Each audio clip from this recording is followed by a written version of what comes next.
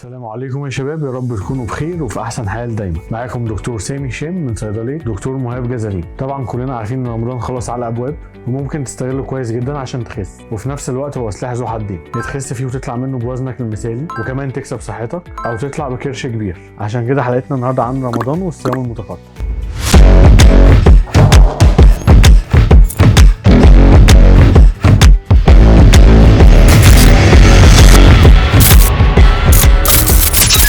هتكلم دلوقتي عن اشهر 3 طرق للصيام المتقطع. اول طريقه هي انك بتصوم 16 ساعه وبتاكل في 8 ساعات، يعني اكلك او سعراتك الحراريه اللي داخله جوه جسمك بتندمج او بتخش في نظام ال8 ساعات بس، يعني انت مسموح لك تاكل في خلال ال8 ساعات دول بس.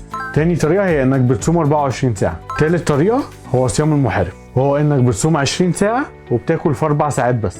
طب انت بقى عايز تمشي على انه نظام صيام متقطع فيهم؟ من رايي هو انك تصوم على نظام الصيام المتقطع التقليدي، يعني تصوم 16 ساعة وتاكل في 8 ساعات بس، وده لانك اصلا مش هتستحمل تصوم اكتر من 16 ساعة ببساطة جدا. نصيحة مني، بلاش كميات سكريات رهيبة في اكلك، ده بشكل عام سواء صايم سواء مش صايم. ليه بقى؟ اولا بنكرياسك مش هيستحمل يفرز كمية الانسولين اللي تهدم او بمعنى اصح تكسر كمية السكر ده، فبالتالي هتصبح مريض سكر. تاني حاجة ده هيؤدي الى السمنة، والسمنه هتؤدي الى امراض كتير جدا زي الضعف الجنسي، زي ان انت يجيلك نسبه كوليسترول عاليه، وكمان تؤدي الى الوفاه بعد الشهر.